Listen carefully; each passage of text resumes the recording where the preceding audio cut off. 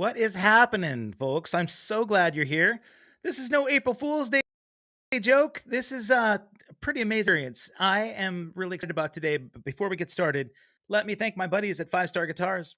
They're right here. 5starguitars.com has the greatest gear. They're based in Oregon, so there's no sales tax. So if you're interested in playing guitar, you can go to the link below, 5starguitars.com/all-access-live.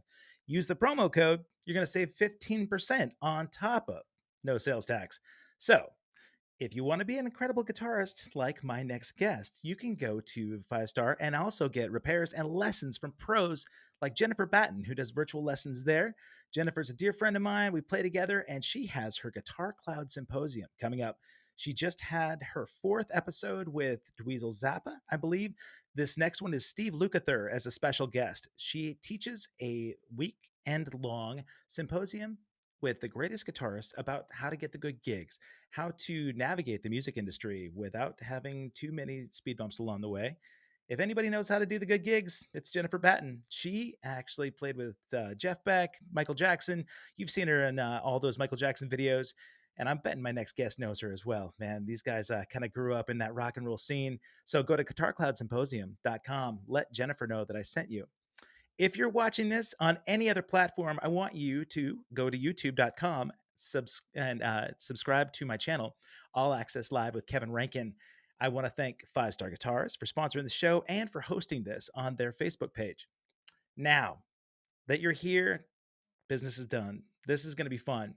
One of my favorite musicians in the entire music industry from the 80s and beyond. And he's here as a special guest, the newest member of Britney Spears' band, Rudy Sarzo. Oh, wait, no, that's an April Fool's Day joke. Rudy Sarzo. Oh, come on! I thought you knew something I didn't. Yeah, I am. Well, it's April Fool's Day. I figured, we could find a good gig. Britney Spears wouldn't be a bad job right now. Really? No, why not? Yeah, You Britney know. Spears and Öyster Cult probably haven't traveled a lot together, have they? Yes. We do a lot of festivals together. When I was a member of Öyster Cult, yeah. Yeah, like you co-headline those. Britney on Yeah. one show and then Blue Öyster Cult. Man, Rudy, this is the first time you and I have had a chance to sit down other than a quick, hey, at the NAMM show. So I'm excited about this. We got a lot of mutual friends. One of your favorite fans was on my show Yeah. yesterday, Tawny Katane, and I were Oh, talking. Tony, I love Tony. Yeah, She's amazing. she's And great. Yeah. what I asked her yesterday was, I said, you've had a handful of rock star partners. So those partners notwithstanding, pick your sort of your all-star band. Like, give me the best musicians that you would not the best musicians, but your favorite musicians to line up, not really considering whether they get along or not, right? So she said, well, I'd have to pick my ex-husband probably for vocals, but she said, I don't even have to think twice. On bass, for sure, Rudy Sarzo. That wasn't planted. She didn't know that I was talking to you today. So this is Oh, yeah. this is pretty cool. She told me to give you a big squishy hug, and this is as close as I can get with COVID, right? So there you go, man. And another dear friend of mine too, a makeup artist there in LA, just did some makeup on you. You were doing some TV work right at the beginning of the pandemic.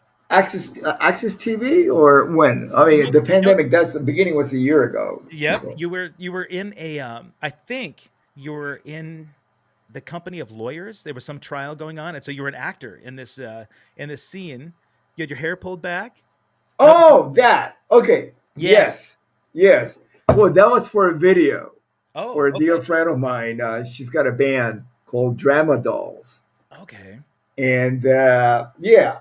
Okay. I was thinking it was some TV show, and I thought, man, the guy's an actor. No, He's you've got all sorts. no. Um, No, the theme of the show, because it's all women in the band, yeah. Drama Dolls, and it was going to be like a spoof about Dynasty, the original Dynasty from the 80s. Okay. So there was a lot of men in there, actually well-known celebrities, and she called me up and said, "Hey, would you like to come down?" I said, "Sure." So yeah, they pulled my hair back, and Oh, yeah, she did a really good job. Yeah, the yeah. makeup and all that. Yeah, but That's that was way before the pandemic was even really okay. a reality. Oh Yeah. God, yeah. I mean, I know that there was not a lot of social distancing going on in the pictures, but she sent me photos, I think, on Instagram, and she said, you'd be surprised who I just ran into on set. So I hadn't thought that maybe that was another hat you wore, but I know that you've got No. things way beyond playing music. I mean, I was reading about your animation gig, right? So I didn't know that you're a computer animator. Yeah, I am trained. I'm formally trained in animation CG by the good folks from Avid. Okay. One time, Avid owned a software called Softimage, and it's very sad what actually happened. I mean, but it happens in a lot of different industries that one company took over the market, Right. Autodesk. It's good for Autodesk. But what happened was that they Autodesk started out with 3ds Max, and then they acquired Maya, kind of like left Maya alone and try kind of like 3ds Max is more for the it's like a CAD industry, Sure. Yeah. for designing vehicles and more like architecture based, and then for animation you got Maya, even though a lot of people use, like I've used 3ds Max in the past for animation, but it's more towards other things, whereas Maya is very much about animation. And and so they acquired Satimaj, and they took a lot of the features from Satimaj and wrote them into Maya, and then they got rid of Satimaj, and it was actually my favorite software to work to animate with. So you probably have old copies of that are just not being supported anymore, right? That Yeah, yeah. yeah. It gets to the point that, because a lot of the projects that you work on, they're studio based, and you have about 10 people working on the same project, and you want to cross the files and not have to open something in Maya and then transfer that, save it for the to a Softimage format. So it doesn't work. It's kind of like Logic and Pro Tools. Sure, you bet. I You know. I wonder if anybody out there, the rockers, expected you and I to be geeking out talking about software. But Yeah. I wear that hat too. I mean, when I'm Oh yeah. not tour, if I'm not touring, I've got a web company, right? A web design and Oh, you development do. company. Yeah. Yep. Yeah. So it's nice to be able to do on the bus. Nice to be able to do on an airplane. Yeah. So it keeps me from getting stuck in the mundane part of rock and roll, the Yeah. travel after sound checks. But Yeah. um, I would imagine that this might be a decent time for you to be working on some of the creative stuff, right? That you're not necessarily making music, but you can do some No, I'm digital. making music. I mean, I record. I mean, as a matter of fact, in my room right here, I Hmm, got my kids set up. you Just like bet. I'm sitting here, I just grab them and record, and yeah, it's really interesting because what a lockdown does for us is really forces us to wear different hats Yeah, creatively. right. So I've gone back to my original uh, direction in the industry, because I saw it coming years ago, like in the early '90s, when DAW, the digital software for recording, were kind of like evolving, and you had like Session 8 was like the first, and that was only on the Mac at the time. And then a company from Sonic Foundry created, Soundforge. and then the Loop software, Acid. Right, right. Okay. But it was not available. You could not use Loop in Apple computers for a long time, because Acid was only for PC. And then Ableton came out, and that was the competition, and so on. And that company went through so many hands. It wound up with Sony, and actually, this is how much of the software side I've been. I created the first loop library for Acid No kidding. back in, yes, working men's bass is what it's Yeah. called. And I did samples, I did grooves and loops. You can still find it somewhere out there. And but what I'm getting at is that I saw this coming as soon as technology came. A lot of people, uh, they were more affected by, well, we have illegal downloads, and we have all of this with MP3s, and we're not selling as many records. And I looked at the technology as, wow, what an opportunity. I see this is really going to reinvent the music industry, not just from the distribution point of view, because I saw it. If you can illegally distribute something, you can legally distribute it too. If you have the right channels, how to Okay. do it. Do you know that uh, Steve Jobs approached every single label with the option of him creating distribution portals, and they refused it online. Really? So what he did is, well, I'm going to create iTunes, my own, because nobody else wants to follow this. Yeah. And this, you can't stop progress. You can't stop the future, right? Or you have two choices. You can be a bystander, let it happen in front of you, not do anything about it, but you can't stand on its way because eventually it will run you over. Yeah, You know absolutely. what I mean? So back in the 90s, I saw this whole thing. I saw it happening and I said, you know what? I'm going to be a part of it. And but what was really interesting is that it was a very equal playing field for every single genre. There were as many loops for rock bands. As a matter of fact, I have, because I used to go to the collection of the from the asset libraries.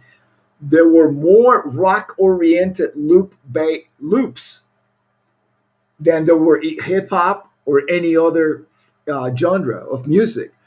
But if you listen to how hip hop progressed, it was so intuitive for technology. Now you have like perfect splices on the wave files, so you can trigger with samples on. I mean, it's just amazing what you can actually do with software at this point. Yeah. Very affordable. My Right. first Pro Tools system cost me like 2 grand. 1 gigabyte, just 1 gigabyte of a Seagate drive cost me $700. Yeah, isn't that crazy? It's That's nuts. Yeah, yeah. for my Session 8, system to run on a Mac. And You and you know, and you mentioned earlier before we went online too that you're a PC guy now. So, being able to sort of have familiarity with having worked on a Mac before and PC, mhm, I would mhm. imagine that's probably really. I hear your dog in the background. Mine just came in too. We're going to She, talk about pets in a second because she's that. got opinions. Yeah. Yeah. Is she a Mac or PC person? She likes my iPad and my Okay. iPhone, so I would say she's Apple. Yeah, Oh, Steve Jobs would be happy to yeah, hear that. yeah, And yeah. Jennifer Batten just popped in. I don't know if you saw her quote there or a comment a second Oh ago. no, And I was yeah. first library, cutting edge, man. Have you worked with Jennifer in the past? No, no, but we know each I'm sure. other. Yeah, Yeah, yeah, yeah. she escaped the LA scene and came up here to the Northwest, and Oh wow. I really feel like I Mm. gained a sister, when she moved into this area. Yeah, Just yeah, beautiful, wonderful human being, very yeah. talented person. Speaking of beautiful, talented people, you talked about kind of not standing in technology's way, overcoming adversity. Mm. Man, I mean, I've followed your career, obviously, since I was a fledgling wannabe musician back in the early 80s, and I was reading about your audition back with Quiet Riot back in 78, which is crazy to me. I was reading some quotes about how people that saw Quiet Riot blow up and watched the Mental Health record get huge on the charts. Um, these quotes from you were like, you know what? They thought this was like an overnight success, man. But we did all these shows up and down the strip, trying to get noticed while a bunch of new wave bands were being signed. And I my nickname has been Kevy Metal, but I've been playing with a Flock of Seagulls new wave band for quite some time now, and Mm. so my buddies all know me as the rocker guy. And I thought it was kind of a funny contradiction that in those early days, new wave bands were getting signed, but then LA Strip blew up. And while Quiet Riot may have been overlooked for a while, you guys were definitely the first like hard rock band to go platinum. I believe that's true, right? And I think you represented the industry well before the industry even existed in that sort of like I don't want to call it glam, but the hard rock sort of scene was first You guys, the early versions of Rat, I know that those guys were another band that was tour, playing a lot before they really got noticed. Um, but the adversity thing, you've probably played with more talented musicians that have unfortunately untimely moved on and still been able to sort of swing with these punches. I'm blown away. Man, I mean, you and Frankie were real close, of course, man. And what a tragic loss.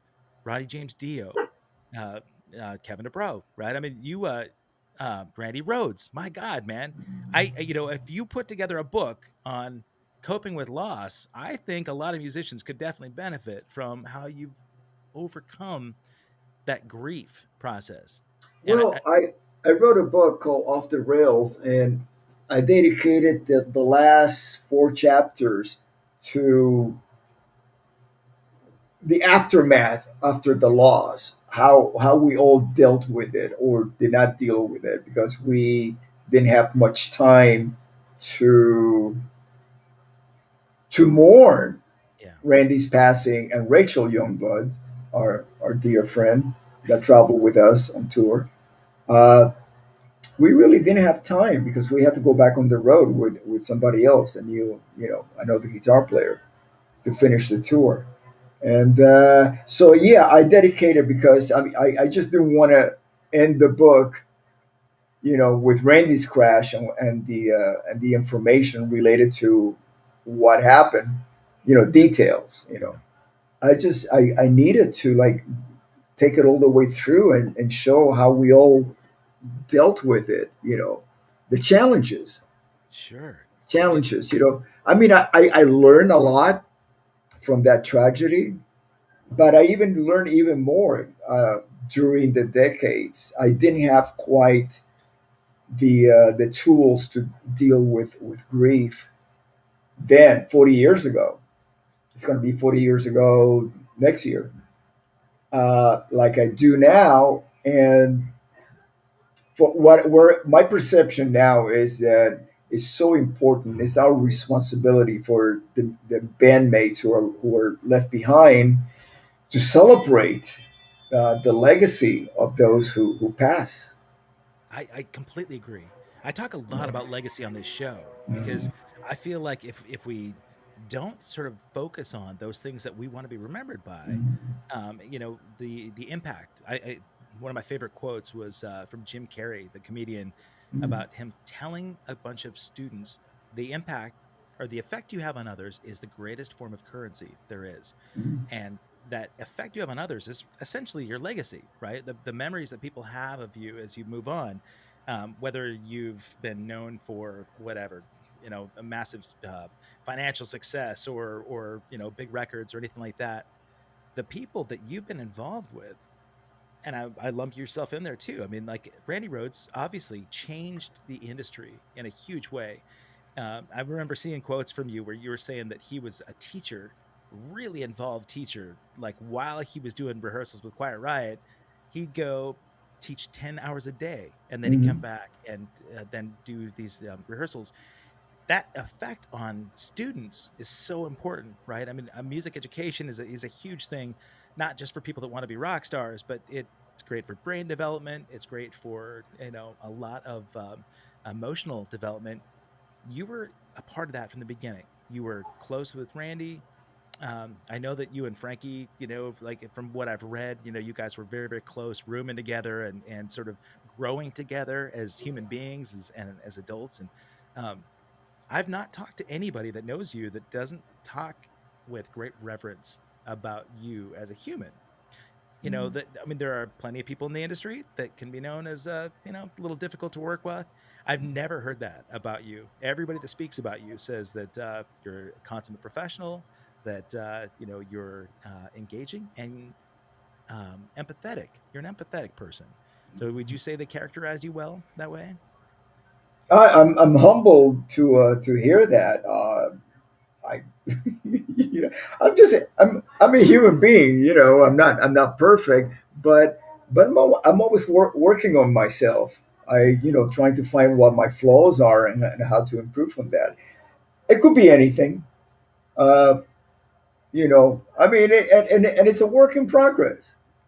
And I'll be straight with you. This is something that I usually don't talk about unless the subject comes up. But about 23 years ago, over 23 years ago, I stopped drinking. You know, 23. but basically, it wasn't even cold turkey because I didn't suffer. It wasn't like I was going, oh my God, I gotta get a drink. No, it's Yeah. like, okay, I forget about this. I was in the middle of doing something that was very important in my life that I needed to get closure on, and drinking was getting in the way of it because it was just making it into a negative situation, you know. And I said, okay, I have to get closure on this thing that I'm doing, and so I'm going to stop drinking. It wasn't like I thought I'm going to stop drinking for a couple of years or until this is over. No, I said I'm going to stop drinking. And but but having stopped drinking, from what I've learned recently, because I'm a member of AA now, was that I still thought as an alcoholic. Sure. You Didn't have the start you emotional sobriety yet. yeah you keep making the same alcoholic mind that got you into drinking and other things when you were in your formative years to make those decisions. It's the same mind. So just because you stop drinking, the alcoholic mind does not go away. Right. You You got know, to work it. got to work it. Yeah, And buddy. and this is what I've been working on. I am My perception about life and my decisions about life have really changed completely. I I have more sympathy for the people. I used to tell friends of mine who are in the program before I joined the program. I said, "Yeah, you're not really sober until you stop counting." Right. Because I thought, hey, I It I worked didn't for need a you. program. Yeah, I didn't need a Yeah. program. I didn't need AA. I just stopped drinking. Then once I joined the program, I realized the importance of that one day at a time, what it actually means, and say, okay, I was wrong, you know, and but I was gladly acknowledge the fact that I'm wrong because now I have a better perception about myself and about life. So, I told people, hey, I'm glad to know that I am an alcoholic because now I can go to the root of problems rather than not being aware that, hey, I didn't know I had a problem. Well, you do. Okay, great. Now I know I got a problem. And not only go to the root, but you I can go to the face root. but you can face it without the fear, right? I mean, you can actually feel the pain. As a fellow member in the program, man, I'm glad to see, because you and I didn't talk about this before, but you can see when people talk about people's changes, right? Mhm. If somebody really works the program, Yeah. yeah, you can see night and day difference, right? Well, yeah, but going back to what you just mentioned, uh, it's to me it's a matter of like, yes, I got a problem, and yes, I got a solution. There's a program that's going Right, to take care of that for me. Great. Because I mean, to have a problem, it's like, let's say, unfortunately, let's say any of the, cancer. right. Well, there's chemo and this and that, and there's chances and probabilities, and but no, if you're an alcoholic, join AA, follow the program. There's a solution right there. You know Yeah. what I mean? You That talk you're gonna come, and I'm not gonna say you're gonna come out of it because to me it's a lifelong journey. It's not like okay, you've been doing this for 3 years. Okay, you're on your own. That's it. You're cured. No, it's being aware that there's a problem that you have either developed or you're born with it. My perception at this moment is that I was born with it, and I'm not the only one. I have that X factor, Yes, you do. and it's like, hey, I'm not ashamed of it. I'm glad that I'm at the point in my life that I have actually survived what alcoholism could Right. have brought it did bring into my life. I mean, I'm not going to say that it was like blown out of proportion, but it's all relative. Sure. No, You like know, you know what I mean? So it, we're all alcoholics. We all have a problem, but there is a program to help us with it. it's interesting. It's great to hear you talk about this. A lot of times, as you know, especially in our industry, right? It's almost as a badge of honor, right, to have DUIs or drug busts or have crashed and burned, right? I mean, Yeah, that's I what know. people think. And a Yeah. lot of guys that I know, a lot of Mm. friends of mine have talked to me since I started working recovery program saying, God, I'm worried that I'm going to miss out, right? That's because they don't understand what you gain from Oh, working on it. And yeah. it's tough because you mentioned the cancer analogy. Mhm. The beautiful thing is having a diagnosis, right? If you are like you're dealing with this pain in your stomach for a long time and you're afraid to go in, you finally go in and they say, oh, you've got stomach cancer. Yeah, it's not a great thing to know until you realize there is a treatment program that I can do something about, right? There's a Mhm. label that I can do something about it versus just stuffing it away.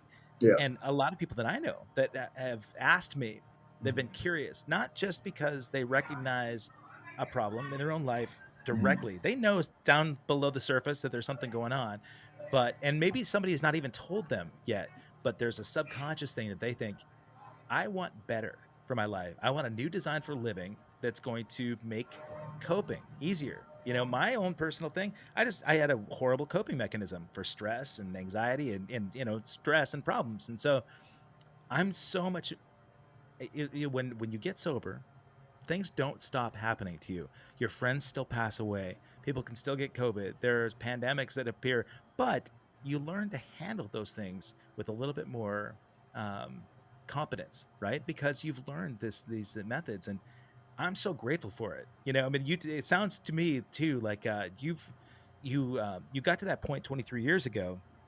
They talk about like a spiritual awakening. Was there any particular thing that happened to you that said, you know what, yeah, I'm done. I need to change completely right now? It's yeah, okay. So what's interesting? See, to me, my life is kind of like best way I can explain it is when you work a jigsaw puzzle.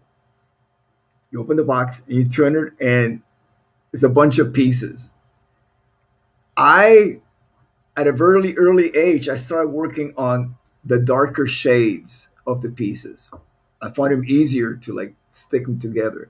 And by that, I mean, for example, leaving my native country of Sure. Cuba, coming to the United States, and adaptation, some sort of loss of identity that every immigrant, not just Latin immigrants, but every immigrant, if you uproot your family, especially the children, whether they're from Europe or Japan or whatever country, you bring them, take them to another country, it's like, wow, this is all, especially if you take them to a country that might not have that culture, a lot of in the population.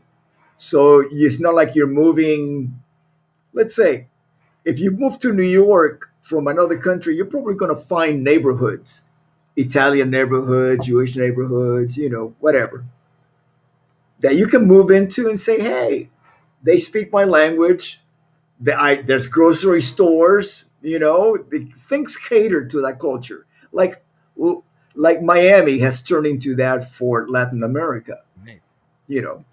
But when I arrived in the United States in 1961, it wasn't like that for Latins. Especially Miami wasn't even close to being what it is today. With the Latin population, and we got relocated to New Jersey, West New York, New Jersey.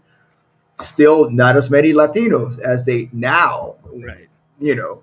So I had to go through a lot of changes and a lot of challenges, you know. But I got to tell you, music. That's what brought you. Music is what brought everybody, not just me, but everybody. Yeah. And I can pinpoint the moment it happened. 1964, Beatles playing on Ed Uh, Sullivan. yep. That united. It created a tribe of a new generation. And it's been like that ever since. We can associate just about every social change in the history of the United States with music as a soundtrack to it. Sure. Yeah, You that know, because of the way that our country is so new and brought together from all these different cultures, right? I mean, really, mm, it's amazing how many guests and friends of mine have said 1964 Ed Sullivan Show, game over. That was that a was game it. changer. Yeah.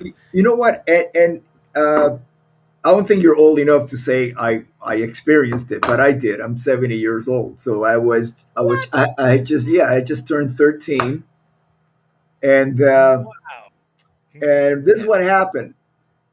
In November, Kennedy got shot, so the nation was mourning all the way from Thanksgiving to Christmas through New Year's Eve, and it was like, wow, this is this is awful, you know. And then out of nowhere came these guys on Ed Sullivan at a time where there was only about three channels on TV in 1964. So Ed Sullivan was like, if you own a TV set, it would and if it was on, it would be on that show because it's a variety show, something for everybody. You got Topo Gigio, which was like a puppet, and then you had like dancing poodles, and you had comedians and opera singers and ballet, and then in there you sandwich in a pop act. You know, Elvis played Ed Sullivan in the 50s, and you know every rock band, you know, right? And Yeah. then the Beatles were just supposed to be just another rock band, you know, but my generation just took that as like that's the light at the end of the tunnel of what just we've been experiencing since Kennedy got shot. And we just embraced that. That was like a social cultural phenomena to have these guys come on the Ed Sullivan show and all of a sudden it's like, okay, some I'll take it. you Were know. you already playing the music at that point, playing an instrument? Let's see, I was 13. Yeah, we had a guitar in the house, but it doesn't mean that, you know, I mean, I have a mandolin Right. at home. I got two, but I'm not a really good mandolin player, you know, because you Sure. have to apply hours and hours to, you know, to really, perfect or, you know, consider yourself a good player. Sure. Uh, and I still do with all my basses and guitars. I apply, you know, if I'm not talking to you or somebody else on social media, I'm playing, you know, or working on music. And like I was at the beginning of the conversation, I'm getting back much more into computer generated music because I'm thinking, wait a minute, I was doing that like 25 years ago, Yeah. 95. I was doing all that stuff, and it's like I got to get back to it because you know what happened to me, you Well, know. you've been busy. You've been gigging, Well, like I've been gigging, and also I've been adapting a not so correct perception about what music means to me. okay. And okay, so I started playing music and being a fan and loving music in the 60s. Okay. And the 60s, if you look at it, every year you have a new sound.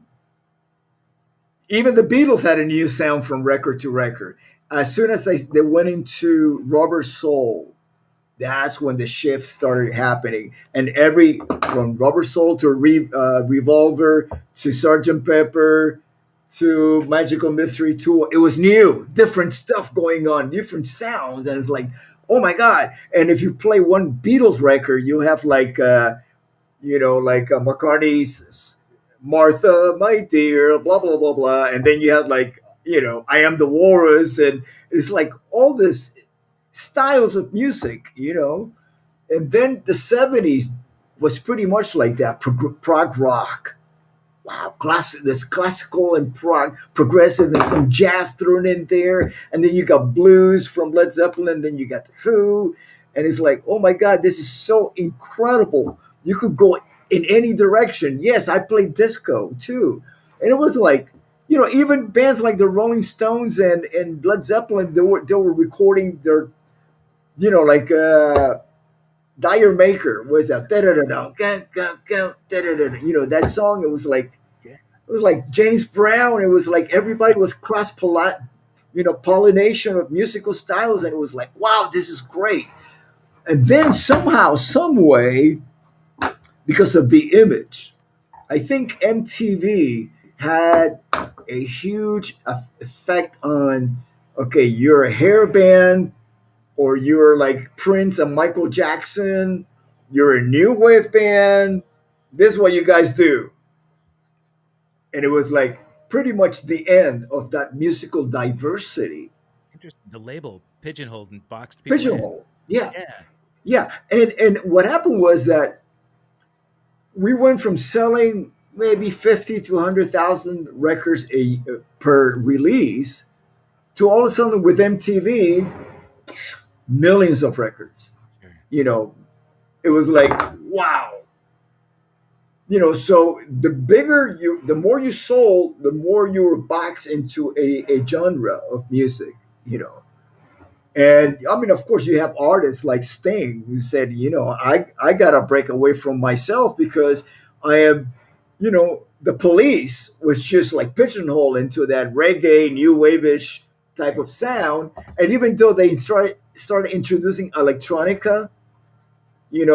synthesizers and sequencers, still it was the Police. And he said, okay, I gotta go. I'm gonna stop playing bass. I'm just gonna sing and play guitar and bring a jazz band with me. Right. It was Right. like, okay, awesome. And he did it, and he's got that talent. He can do that. But very few bands were able to like, spread musically. And so what has happened is we go into the 90s, and again, MTV, very influential while they were still playing videos. So if you look at it, the last two major genres that MTV supported were rap. At the time was gangster rap, Right. then became hip hop, and you have grunge. Right. Those were the two. And my perception, because I was there inside in the industry, and from what I gathered from all the information that I got, because it affected us. Yeah, it did. Whitesnake towards 1990 was the last record, slip of the tongue that configuration of the band did, right? By then, MTV was on a campaign to project more of a uh, abstain from sex to the kids. When we went from video vixens Right. to all of a sudden like no sex on the videos because we have an AIDS epidemic, Oh, right? interesting. Okay. And I said, okay, sure, that's fine. I mean, Yeah. I'm a musician, and I understand that. I get it. So so they found grunge as the perfect format. Like none of these bands have video vixens Right. That's in their true. music, right? Yeah. Perfect. But it was okay to have video vixens in their rap videos because it's not guitar. And Oh, they figure the rock fans are not going to be following the rap and hip the hop. Yeah. rappers. Right. But no. kids, they go where the booty is. Yeah, that's totally That's true. what Yeah. exactly. You Biology, know, man. of Absolutely. course, Yeah. that's why it worked for us to have video vixens in our video because it was like, well, you got loud guitars, you got guys with big hair, and you got video vixens. Right. And of course, the music has to be there too. But yeah, we just stack the deck. Yeah. Yeah. We're going to give you the kitchen sink here. Yeah. you know, you know, Everything compelling and yeah, yeah, everything. absolutely. Yeah. So that's that's basically what happened at that period. And then MTV stopped playing videos because they found out that they could actually make money by having original programming Right. instead of the channel being basically a video jukebox. Right. They have content where people actually sit down to watch this, and in between segments they play advertising, Right. commercials. Oh, so we can sell that time because it guarantees that people are going to be sitting down rather than putting on MTV like we do Spotify or whatever channel nowadays to listen to music. Yeah, This conversation, part of the conversation spurred from you saying, this is, you said, well, I was looking at what I'd been doing for the last 23 years, right? And you said, you reflected back and realized, I mean, obviously the industry changed, right? I mean, really, yeah. it's not that you hadn't been gigging. I don't know a time in your life when you haven't, when I look through your chronology in bands, I don't know a Mm, time that you had, Rudy wasn't sitting around waiting for the phone to ring, right? I mean, like you've been at sort of the A-list guy to call when they need somebody to mm, do, a wide variety of mm, hard rock. I mean, not just a rock stuff. I know that mm, you're a diverse player, but I look at everything from the early Quiet Riot days to the Whitesnake days. Dio's calling you, Ozzy's calling you, and great, Öyster Cult. I mean, there's iconic musicians that realize that there's only one guy that should fill this seat, and it's Rudy Sarzo. So I know your brother Robert too had been like you guys have gigged together in the past, right? In some bands, I remember seeing him first with Hurricane, and was a big fan of that stuff. But growing up, is he? Did you guys find that you wanted to sort of pursue this thing as a career together? Was it yeah. something that you wanted to be like an allied front? You got bass and guitar, and you're gonna take on the world of rock and roll together. No, we never really actually sat down and thought about that. Yeah, We just thought that it was really cool to play together, sure, whether because we were brothers or not. I mean, I love Robert's playing. He's an amazing guitar player. I grew up playing with him. So I know what his roots are and how much time he's devoted, and he still does. And his passion. He's very passionate about making music. No, but we no, but when the opportunity came up to play with him with Jeff Tate's version of what there were two Queensrÿches right, at the same time. yeah, And I mean, I would never claim to have been in Queensrÿche because that belongs to the founding members, which right, I really respect, and I've known those guys since we toured together in 1983. Quiet Riot did a short headlining tour at one point in '83, and uh, Queensrÿche with Queen of the Reich EP. yeah, They supported us. But you know what? Going back and finishing that thought that you mentioned, you said that the industry, music industry, change, change, and the problem that I saw was that musicians of my generation, even though we were raised on evolution, going from the 60s to the 70s to the 80s to the 90s, very few of us made a transition into what it is today. right. A lot of us stuck exactly where we were at in 1980. Uh-huh. That Why do you think that is? Why do I think that is? That is a really good question. That is a really good question because this is something that I have been uh, thinking about today. I mean recently, Yeah. and thinking about, you know, I came across a certain uh, motivational. Uh, he's more than a motivational speaker. Yeah, his name is Dr. Joe Dispenza. Oh yeah, I got his book. Joe. Okay, Yep. okay. So he talks about in order to create a future, you have to create the unknown of today, but you cannot bring the past Right. because then tomorrow is going to be just like yesterday, Right. right? Yeah. And if then I saw enough video. I mean, I watch them every day, just to get different information.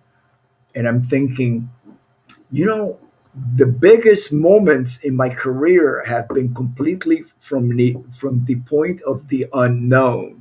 As a matter of fact, to the point that even before I heard Joe Dispenza, I would always say, yes, I left Ozzy Osbourne for Quiet Riot, the mental health version of the band, for the complete unknown. Because it was. Right. There was like, all I know is we got this record, mental health, that nobody in the music industry wants to support. We couldn't find a manager to manage us. It was a miracle that we were able to get the original Quiet Riot manager to actually say, "Okay, I'll manage you guys," whatever. We had this done, and nobody thought this record right here is going to be released in March 16 or something like that. But we don't think it's going to happen, right? Meanwhile, I had just finished, touring with Motorhead and Def Leppard while I was playing with Ozzy, and I could see something was brewing, especially coming from England. All these bands Right. that later on became MTV staples, like Iron Maiden and Def Leppard, Mhm. even Motorhead. Right. I mean, there were so many bands that were coming out from England. Uh, so I said, something's going to happen here. For me, it wasn't even a matter of do I have a choice. It was as far as leaving Ozzy, I didn't have the tools how to deal with Randy's passing. I lost my joy of playing. I had to move on. Today, I would have made a whole different decision. Well, let me ask you about that. I don't want to move on from that without asking you. You mentioned that you lost the joy of playing. You and Randy were close, Yeah. and I want to give him that honor. I read so many amazing quotes, from you about that time where you would bring to light things that people didn't know about Randy. A lot of people knew about his brilliance on guitar, and like I mentioned, the humility and him being a determined teacher. I thought that was one thing that I saw that you had said. But another comment that I remember reading about, you had said Randy was still living with his parents when he passed away, that he saved and he kept all of those royalties, all the money he made in the music industry. He hadn't spent all that money on lavish cars and and boats and coke and whatever. um, to me, I would imagine that may have been, was that, do you feel like one of the most sort of powerful things that kind of held you in that sort of grief moment where you said you didn't have the tools and you lost your joy of playing? Was it because you saw that someone that held those kind of qualities could go at such an early day, or? No, it's because I lost Randy. Yeah. Is I that his qualities were just a understood that that's part of Randy. This who he is, what he is. I did. It wasn't like, oh my God, I lost an incredible guitar player. No, we lost Randy. Lost your brother. It's Yeah. it's the bigger picture of everything that Randy is to me. I mean, Randy is the guy who gave me the break. He put his reputation on the line with Sharon and Ozzy, and he trusted me. He brought me in the band, and Sharon and Ozzy trusted him. That goes beyond Yeah. what people know Randy as. People talk about how great a player he was. I saw him every night. Yeah. Not only was he a great player, but he was getting greater and greater. See, as a reference, we got the albums. Those albums were done about a year and a half before he passed away. He was 100% better every day Oh my than God. he was the day before. Hard to even imagine, you know Yeah, really. and what happens is that to me becomes the normal. What's normal in my life? Oh, I played with Tommy Aldridge, Ozzy Osbourne, Randy Rhoads, and then later on Don Airy was added. That's normal. Yeah, That's yeah, that's the band I'm in. That's my yeah. reality. Right. Yeah. Yeah, Your reality and a lot of other people's is starkly different for sure. But yeah. So yeah, it was like it's not like I took it for granted, but it was like this is what I do. right. This You know, another day at work. yeah. And once that is not my reality anymore, that's when you really go, whoa, what just happened here? That's when you still really, again, I wasn't taking it for granted, Sure. but you don't really feel the loss or actually get a full picture of what the whole loss is until the loss, into that whole, that part of me is missing. Oh You know, man. uh, over 10 years ago, when Ronnie James Dio passed away, I went through the same thing. Yeah. I went through the same thing. It's like I am at his memorial and we're playing. Uh, Wendy Dio asked his musician friends and bandmates to, come up and perform music that he had written. Wow. And I'm playing a song, it's all unplugged, and I'm sitting there on stage, and they have the casket, closed casket, in front of the stage, and I'm like, I can't believe this. Yeah. He's in that box. I'm playing these songs. I'm never ever going to hear that voice inches away from me. You know, and it's like, by the time that I was playing with Ronnie, it's not that I knew or had any idea or thoughts that he was going to pass away someday, but I knew because I already been with Randy and lost him, how important it is to really appreciate Yeah. greatness when it's in front of you, and you're just like breathing the same air, oxygen, as that greatness is. It just makes life that, Yeah. gives, special. It's beyond, dignitaries, really. I mean, we mentioned Jennifer Batten earlier. Mhm. She was talking about going to Jeff Beck's wedding a handful of Mhm. years ago and talked about the reception, that had, whatever, the McCartneys and the Rod Stewarts and all these incredible, like rock royalty there. And, to her, she respects it. She doesn't take it for granted, but that reality is so hard for people to comprehend. Mhm. When I think about who you've shared the stage with, it goes beyond just the impact and the influence that you and those other musicians have had as a Montana-born fledgling drummer in the early 1980s. I wanted everything that you guys sort of embodied, right? The larger than life, the magic, the big loud sound, the not just the image, but everything that it represented. Um, Bulletproof. You were just impervious. You were unstoppable. And you think about those videos and the attitude that kind of went along with all those bands that you played with. It was, you talked about image before and video vixens. That was a big part of it, right? Pubescent boys like me were, like, getting their rocks off and watching, Tawny Katane on Jaguars, of course. But there was something so much bigger, that you felt the camaraderie when you watched that band, and I never wanted to be one of those guys that would go in the studio and just get hired gun sessions. I wanted to feel what Rudy Sarzo and Tommy Aldridge and Randy Rhoads and Ozzy felt on stage, right?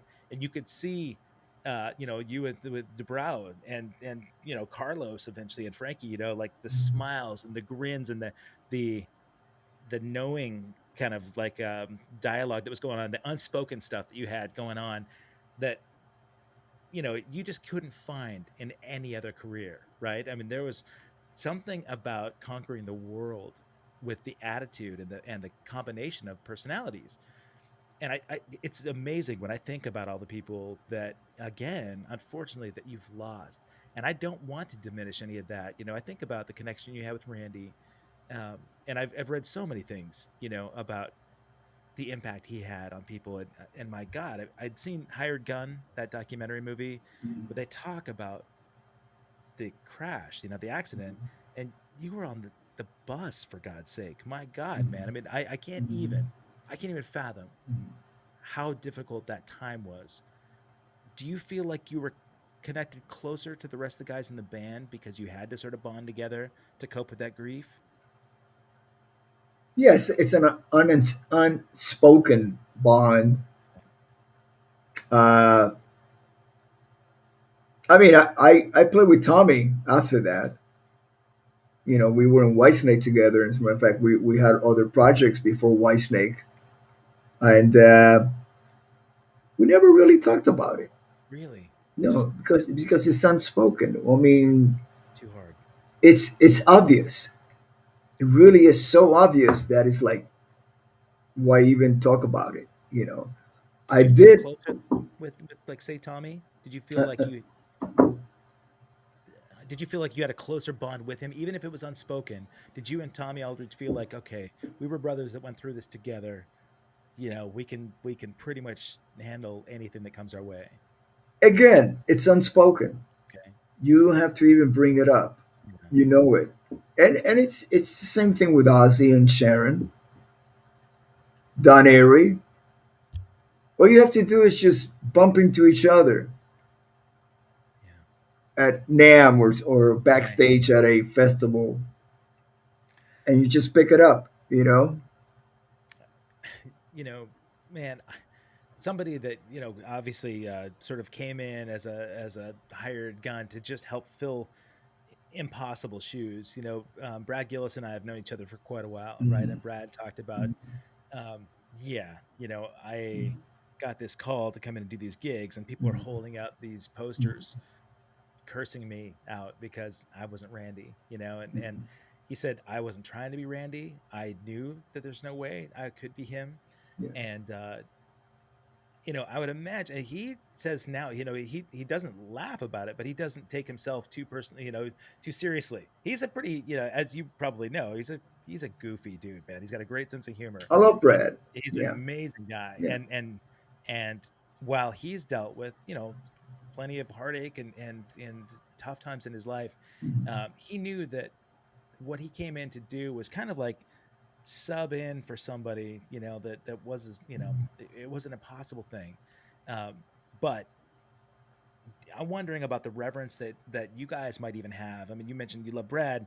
Part of Yeah. that probably had to come from, okay, this guy's coming in where my brother just was lost, and And it wasn't Brad's fault. of I course and I, not. and I told Brad so many times, and I'll say it again. I appreciate the fact, and I'm grateful that he came in at a moment where we needed somebody to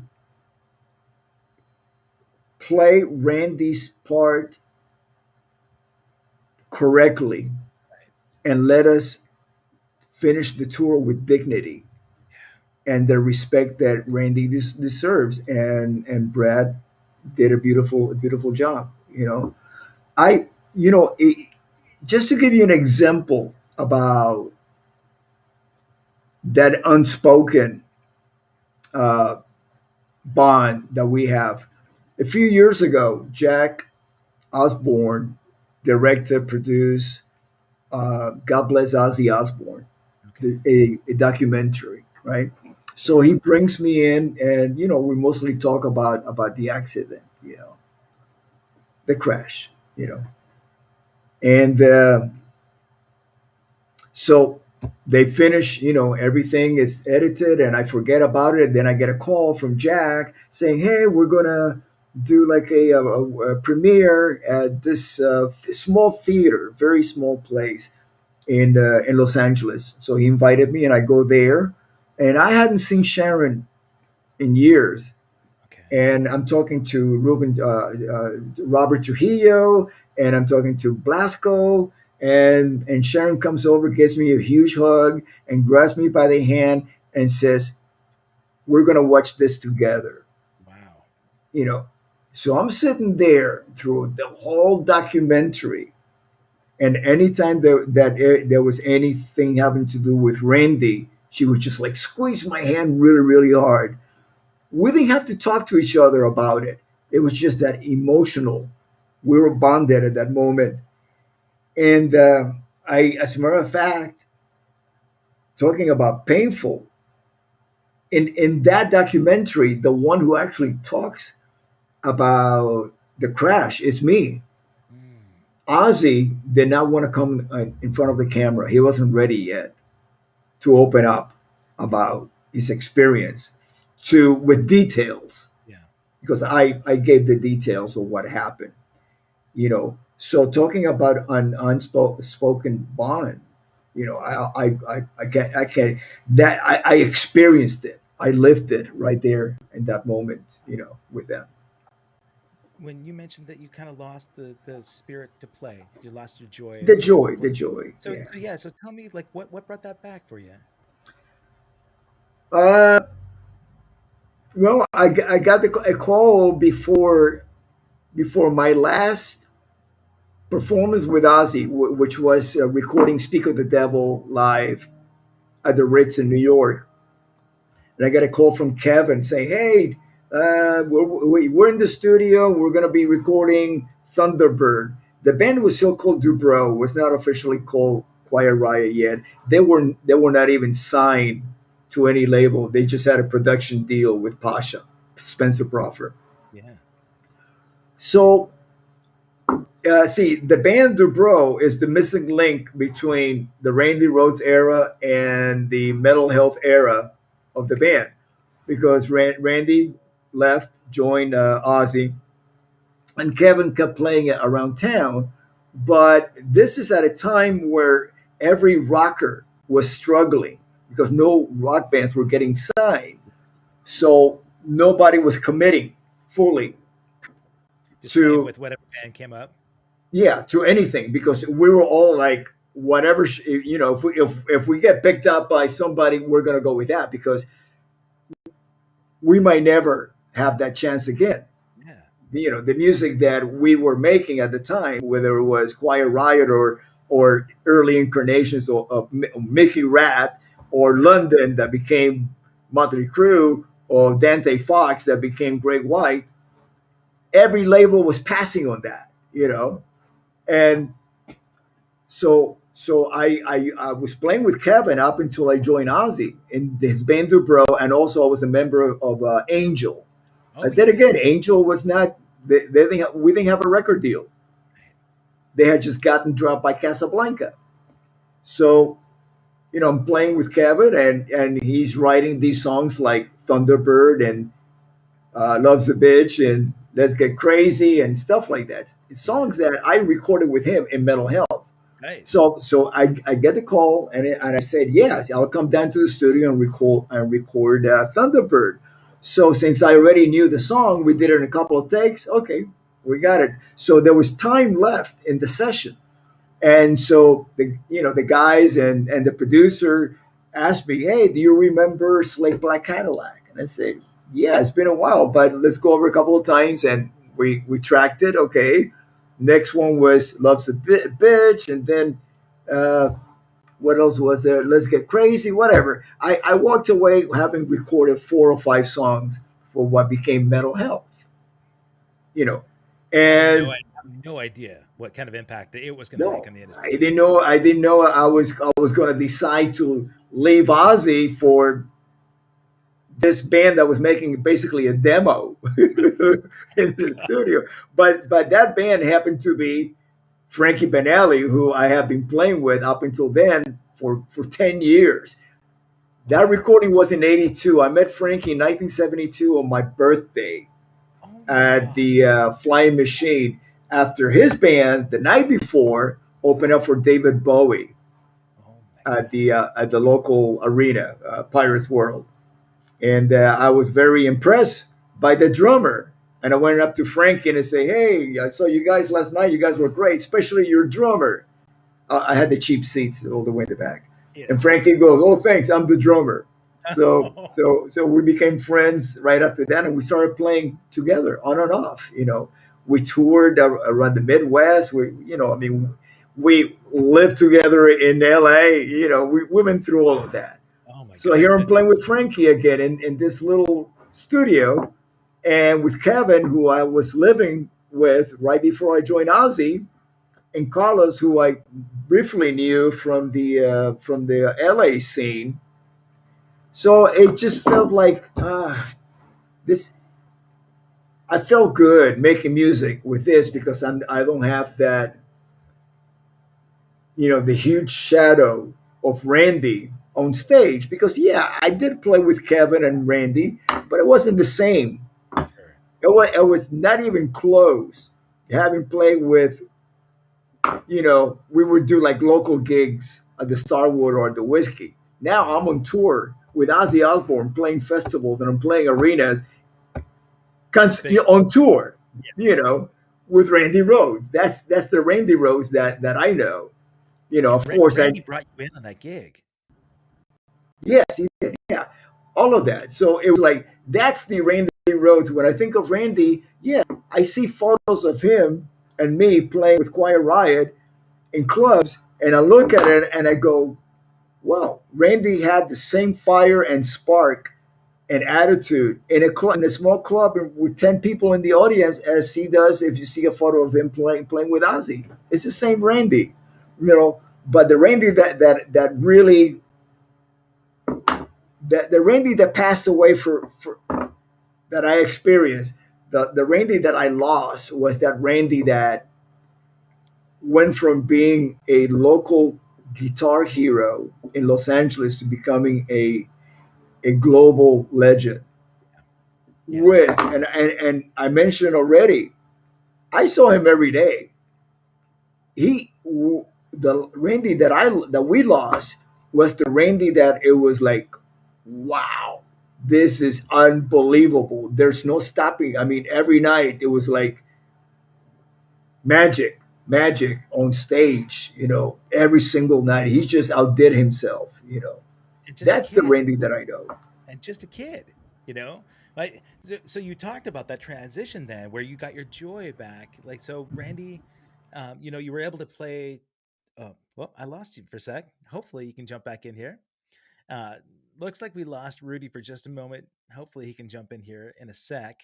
It's funny while we were talking, Tawny Katane actually just dialed in here, but I don't know that she knows that her camera is off right now. So I was hoping that she was wanting to come and say hi to Rudy.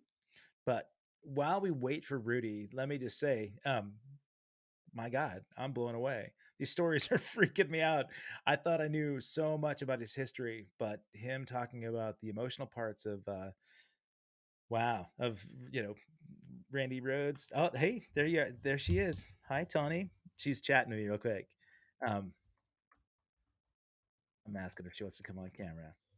Um, And let me do this real quick here. Let me see if Tony wants to pop on. I'm gonna text Rudy really quick and see if he needs a link to get back in this conversation because we're really having an amazing time with this. So um, he may have.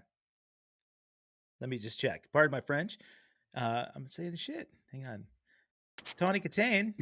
Hello, can you I, hear me? I can hear you. How are you? I'm doing well. I'm listening to your interview with Rudy, and I'm just like, Oh, I had a very important phone call, and I went, I gotta call you back. I gotta listen to my guy. oh yeah, man, I don't know if you heard me just now, but I'm floored. He's actually trying to jump in right now. It looks like he's dialing in, so hopefully he can jump in a sec. Here he is. It may be the net connection, but let me see if I can do this. Hey Rudy, if you can Hey, hear Kevin, me. is that Tawny in there? It is, yeah. How you doing? Yeah, so now we got Tawny and Rudy, and I appreciate I you coming can't back. see her. See her actually. Yeah, she is. Yeah. My camera is like blocked How or did something you know I was here? I was secretly listening to your conversation, you guys. because I can see you. I mean, I see your name. It says here, Oh, Tawny Katane. oh Yeah, my God. and Rudy, Rudy, your did you? camera's not showing up either. Did you? Yeah. Are What's you the on deal with Wi-Fi?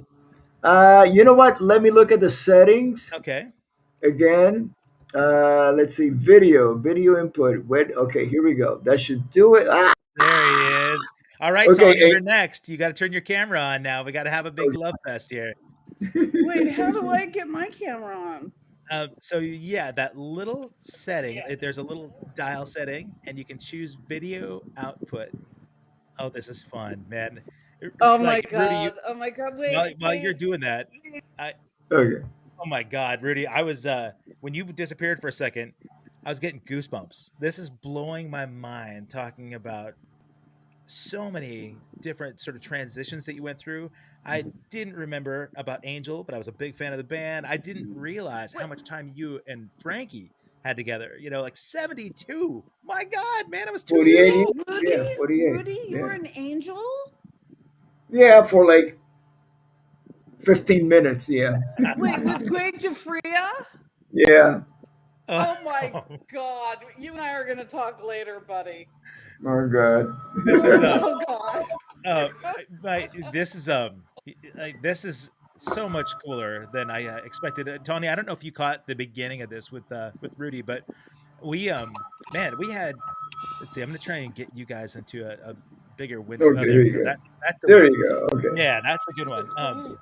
There I'd mentioned that I don't know that I've talked to anyone that knows Rudy that hasn't sort of talked about his glowing personality, how well, okay, that's not what I've heard. It's just that you're compassionate, that you're a sensitive person, right?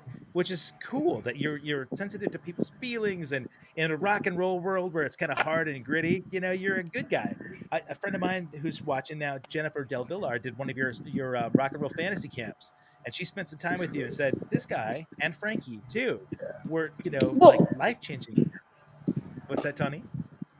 Well, and like the glowing review I gave Rudy yesterday. Oh, I mentioned it. I asked Tony. I said, okay, so give me musicians, like put together the dream band for you, right? You got vocals, guitar, bass, drums.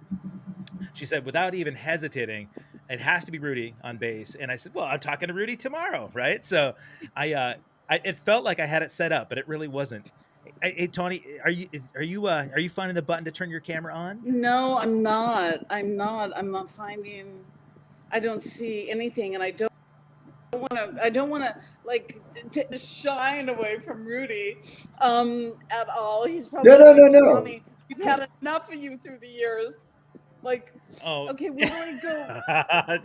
You guys, here's what I want to know. If Tony, I want you guys both to share an experience that just a funny experience that you guys had on the road that you don't mind sharing with the rest of the world. How about you first, Tony? Rudy, Okay, you told me one. You told me. Do you remember the story that I hadn't heard before? And you told me, and I was blown away about a particular song not being played. Do you remember? Yeah. It's not Kitten's Got Claws, is it? Of course. Well, if I'll say it only if I can get your side of the story. Okay, all right. I'll give you my side of the story. Let me find I wish I could find my button, but go ahead. Okay. So here's my side of the story: is Whitesnake and Is This Love? The video was getting a lot of airplay and radio play, on the radio, but David did not want it to perform it live, and the band, we're going like, wow, that's not cool because, that's the song that's getting played on the radio, which means that when people come to the show, they expect to hear that song. That's one of the reasons why they're there. So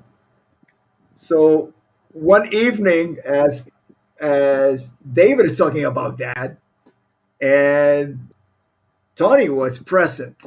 So Tony turns to me and whispers, "I'll take care of it."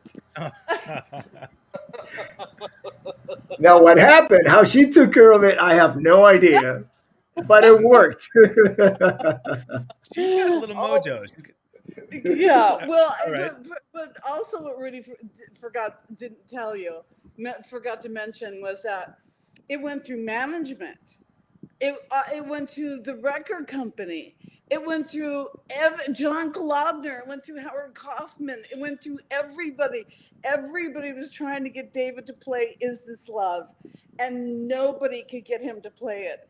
And Rudy told me, he said the next night he came out on stage and he looked at the set list, and all of a sudden he says, he read Is This Love on the set list, and he was like, Yeah. Tawny Yeah. had to have done something. Yeah. Okay, so Yeah. Tawny, what did you do? Oh, well, we were married. What do you There you go. Yeah, no one Okay. needs to question it. Yeah, you Okay. could But wait. see, Rudy, see- got anything else? oh yeah, Okay. because that was just the beginning. That was just the beginning of another story. Okay, so we did not have an official keyboard player in the band. You know, for certain songs we would take turns. Sometimes Adrian Vandenberg would play Right. keyboards in one intro. Sometimes I would do it. I You even would. think Vivian Campbell did that too, right? Okay, so all of a sudden Cole is like, okay, Rudy, you're gonna play keyboards on this song, which meant that it was it was a DX7, Yeah. and half of it was split into a bass, ba-da-rum, bum, bum, bum, bum, that groove, and then ba ba ba ba-da-da-da, right? And I'm going, okay, and I'm playing this live. It was not, it's not a tape going on. It's me playing this, right?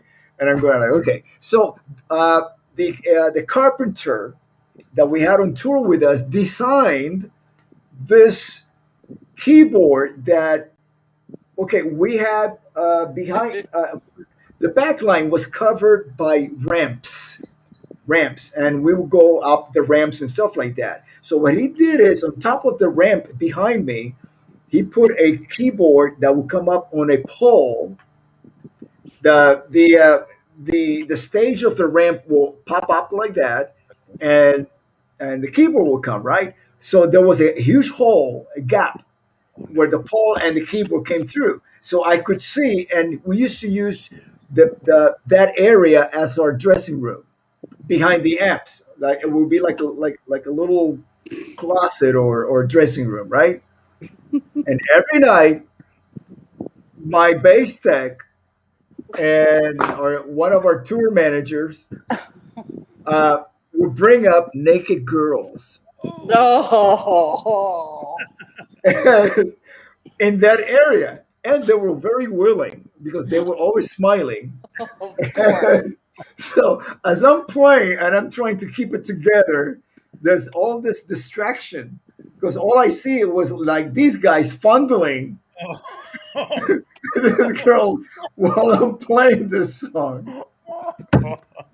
Okay, so That's like 1987. Wait, I don't think he's done with that story. What? 87, 88. Okay. Yep. Well, I mean that was basically that was the punchline for that. Oh, that's Yeah. what Tawny's in. Okay, so maybe Tawny would like to elaborate on it. Oh, this is fun. Wait, Rudy, is this when I next the backstage passes for the girls? Like no girls allowed backstage? No, that was 1990. Is this love? This in particular was 88, 87, 88. Oh, okay. Well, what happened? Remind me. Well, okay. Fast forward to 1990. We have been on tour. It was a long tour, With and girls backstage that I was aware of. yeah, and You were unaware? well, this is what happened. We have been on a long tour, and we had not had an opportunity yet for the band and the crew to bond, to have that one night out in the town. So we're in Atlanta. And somebody that Tawny knows very well, his name is Rudy Laren. You remember Rudy, Tawny? Yeah. Okay. As you know, Rudy used to take care of all the after show parties for Van Halen. He was Yes. Eddie Van Halen's guitar tech. Yes. Right? Yes. Yes. So he had this book of information, people to call, places to go to in every single town. I love the word information. Rudy. Information, yeah, a database. He had a database. Yeah. Uh-huh. So he rings up the owner of this place called the Gold Club in Atlanta, which was like high class stripper joint. Strip joint. I mean, it was more than a strip joint. They were all naked, walking around naked, completely. And so we go there and we see, we're we're there having, socializing with the crew and everybody and everything. So somehow, some way, it was arranged. Oh, by the way, David was not there. Of course not. Because He was. This is the punchline. He was at home reading the Bible. No, he was in a hotel room. And probably on the phone to Tawny. Yeah. And that night, after a few drinks, somebody arranged for some of the showgirl of the dancers to come on stage with us. Oh. During the show. And there's actually video on YouTube of this moment. Oh, really? Yeah. And so we're doing Cheap and Nasty, I believe it was the song, right? And all of a sudden these girls walk on stage wearing we used to have merchandise. Part of it was Whitesnake G-strings. Of course. Yeah, of course. Yeah. Right. It's the 80s. Come on, And their top was like, cut, you could see their breasts, The top was of the strip joint, the Gold Club, right? Okay. But the funniest thing was looking at David's face because he just didn't know what the hell was going on. He's like, is Tawny here in the room somewhere? Yeah, where did it come from and what is actually happening? Because they just came on right as we started the song and they just came in and started dancing. Oh, they weren't stripping, they were just dancing, And so it was a success, we thought. we get off the station, we think, wow, Rudy, you're a genius. Not me, but Rudy Larrick. You're a genius. Can you make this happen every night? In every city? Because this is like, this is great production value here, And the very next day, things change. Like if things change with this, Tawny found out about it and said, "No, this doesn't need to happen." Yeah, I'm still trying to find out who the mole was. I had my moles. I had my moles. But that was not. It's funny in retrospect, but it was not fun when I heard about it, and I 86'd it. Just like the next story that I'm about to tell you. Okay. So here we are. We're in Japan, and we are like being treated to like real Kobe beef. Like, you see Kobe beef on the menu here in America.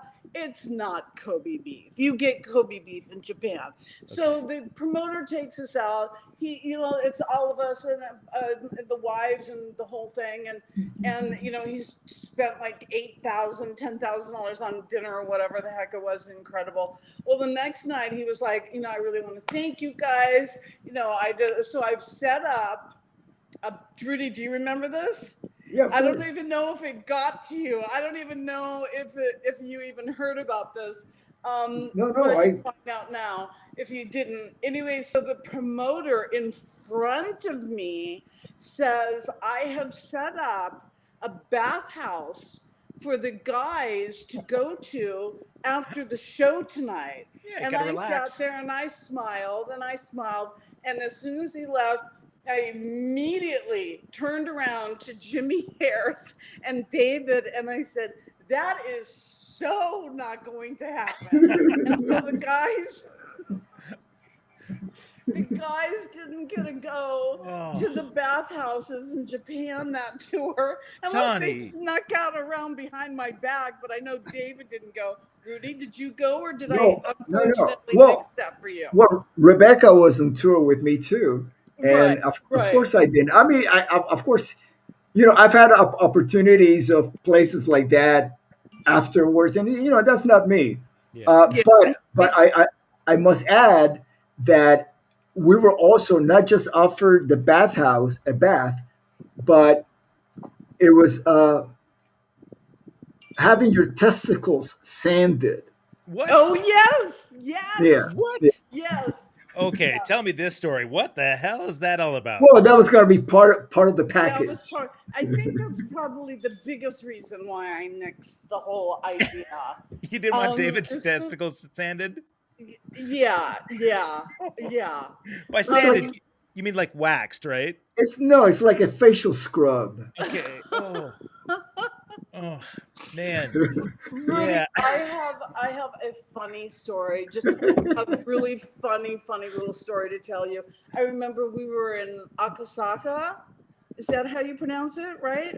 It's Akasaka. Okay, so I'm in the lobby and I'm waiting for the elevator, and the doors open, and there's the Flying Dutchman, better known as Adrian Vandenberg, to those that don't know him as his alias. Anyway, Rudy, he's got his hair up inside a baseball hat, thinking that he's going to go incognito in Japan, being 6'5", with everybody who's like, 5'10", and I'm like, Adrian, are you kidding me? Like, you think you're gonna just put the hair down, like you're not getting away with it. But that's how sweet he is. Like, he literally thought, if I just put all my blonde hair up in this baseball hat, no one will know. The whole town, everyone knew Whitesnake was in town. They knew Rudy. Everybody was there. And here's Adrian Vandenberg with his hair up in a baseball hat, like he's going to get away with walking the streets. It was this one of the sweetest moments. It was so endearing. He fits right in. But Rudy, I mean, can't you vouch for how sweet and innocent Adrian can be? Yeah, it's very. Yeah, I love Adrian. I really do. Yes. Yeah. Rudy, the first time that I saw you at a NAMM show, Adrian was, and we were in line. I was by the Pearl booth, and I was getting ready to go see one of my favorite drummers do a little session. There was a coffee cart there, and the line, right, to get coffee or booze or whatever at the NAMM show. For those of you that are watching this in chat, the NAMM show is like this big music convention where music merchandisers and rock stars and everybody else gets together.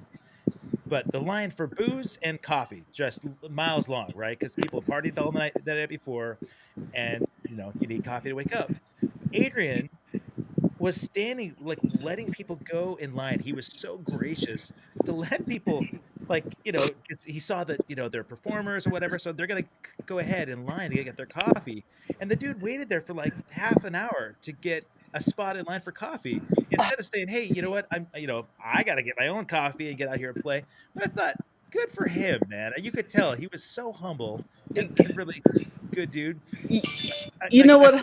Humble is a really good word for him. It really is, and which is one of the reasons right after. I mean, when you said put together your all-star band, and without hesitation, like you told Rudy earlier, I immediately said Rudy. The first rock star, I could have put Eddie Van Halen, I could have put anybody in there.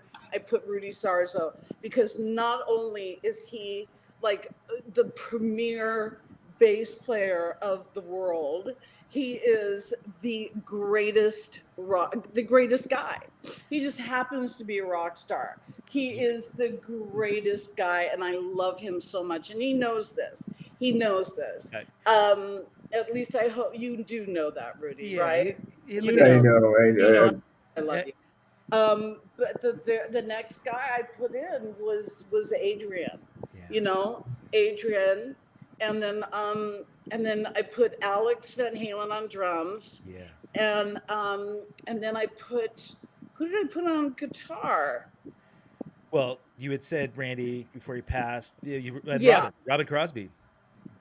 Yeah, Well, yeah. of Well, I course. had to. Yeah, Of yeah. course, of course. How could I not? Yeah. Yeah. But yeah. No, Rudy. He's just. We had so much fun, and what a pleasure with everything and Rudy's entire life that he's lived, and for me to be blessed to be able to share some of those memories with him and those years that I got to spend with him. I'm a very, very blessed woman. Yeah, I would I'm say, one of the very few guys who can actually watch Seinfeld. You know that scene where Tawny is reading with Jerry? I've done that with Tawny in the tour bus. helping her get her lines together. Yes, she will be Oh, prepping for a show and she says, read this with me. And we'll oh, be, marvelous. we'll be doing that. Now you were also the one that showed her the choreography for the "Here I Go Again" video too, right? The splits. You said, "Okay, Tawny, let me show you how to do it." Right? So Rudy, Yeah, Rudy, of course he did. Yeah. Of well, course he did. He did so much better than me. It's just I looked a little, except for I looked a little bit better in the dress, but he was better Oh my in the God. choreography. amen. Oh my That's it. God. That's it. That's the only reason. So let me ask you this: I gotta know, since Tawny listed her all star band. It doesn't have to be stars, but you know, Rudy, like I said, man, you've been a part of rock royalty. If you were going to put together, okay, I'm going to preface this by saying when Tony talked about humility, I've said this a bunch of times in this show. As a musician, you can be an incredible musician in a band, but if you don't have the hang, right, then there's just no way that you want to be out on tour 24 hours with somebody. And so the hang is so key and so important. And so having somebody that's humble and down to earth and um, willing to sort of compromise on stuff is very key. So I'm going to have you think about for a second. I want you to think about your band that you would assemble, living or past. I want a drummer, guitarist, two guitarists, rhythm and lead, and singer and keyboardist. And while you're Ooh. thinking about it, Doug Edwards just asked, "Is this a playback?" No, this is a live show right now. So all the craziness that is going on right now, no, this is happening live. If you guys want to watch again, I'll have this archived in a bit. So subscribe to this channel on YouTube, youtube.com/all access live with Kevin Rankin. I'm leaving it there for a second. Now I'm putting Rudy Sarzo on the spot. Rudy's going to give us his band assembly. Ah, Wait, I cannot wait. Oh, and Rudy, I want you that's to think of that's the a video really, vixen too. you know, okay, you know what?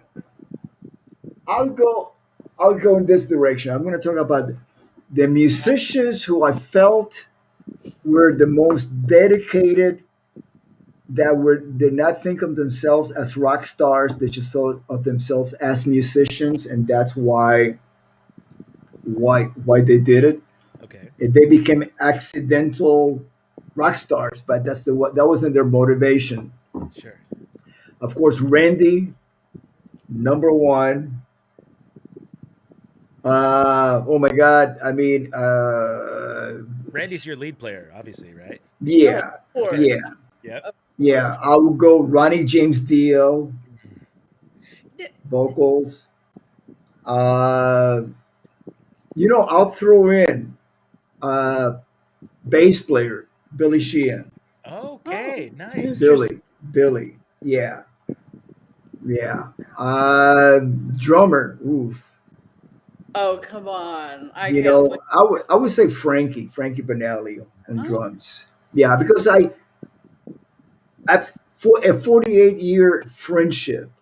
That is, I've seen so many sides of Frankie, Yeah, and when you see so many growth and generations of a human being, it's all about the journey. yeah. And it's I learned a lot from Frankie. I learned a lot from every one of the individuals that I just mentioned. I really did. Even though I never played with Billy, but Billy has taught every bass player that I know, about humility and about dedication to your instrument, to music. That's man, I love that. Yeah. How about a rhythm player? Do you have a rhythm guitarist that you think you'd like to have? Oh my God. Oh wow. I don't know rhythm guitar player. Well, it's funny because I mean, there is You an can art. use Rob Crosby. That's okay, Rudy. Oh, Robin, yeah, but I didn't. I never got to know Robin as well. Yeah. Yeah. Uh, Who do you look up to when you look at sort of historical rhythm guitar players? I mean, like everybody is always telling me, like Malcolm Young, right, is the prototypical rhythm player, right? But do you have one that you think, oh yeah, that guy plays exactly? I'll tell you, for me, Rudolf Schenker. Rudolph, I think, is just one of the most gifted yeah, I rhythm. will. I will have to go with Randy also on that one. Okay, you got him doing double duty. Randy Well, I mean, Rhoads. if you look at his contribution to rhythm guitar playing, Yeah, it was massive. That style of playing rhythm. Nobody was actually playing like that before him. yeah. God, how fun is this? Really? I mean, Tawny and I talked yesterday about. I put her on the spot because as the video vixen, right? Not just in the music videos, but on TV and movies, right? She's been with the biggest of the bigs. Well, she's a Uh, movie star. Go on. she's a movie star, Oh, yeah, from Yeah, Tom pink. yeah, Hanks to Jerry yeah, Seinfeld, Pink. everybody in yeah. between. Go on. But I put her on the spot about romantic relationships, right? Because every male from 12 to 70, was thinking dream girl, right? If I had the dream girl, she'd be the girl. And I asked her about ideal dates. Like, what's your idea of a perfect date? Now, Rudy, you've been married since '84, right? Yeah, To a You and Rebecca. great yeah, girl. yeah, And, yeah, and she has yeah. to be a great girl. And honestly, I mean, playing through that that whole like whirlwind of all these bands and all that time on stage, even as a good guy, right? You're not out there hitting bathhouses and hitting the gold club to, throw money down, but it still takes its toll, right? I mean, there's this real sense of trust that you've got to have. And so tell me what Rebecca and Rudy Sarzo do to find romance and just like not romance. Let me how do you find yeah, give me romance in this day and age, like where you come from to now. What's a date night for Rudy and Rebecca? Oh, it's every night.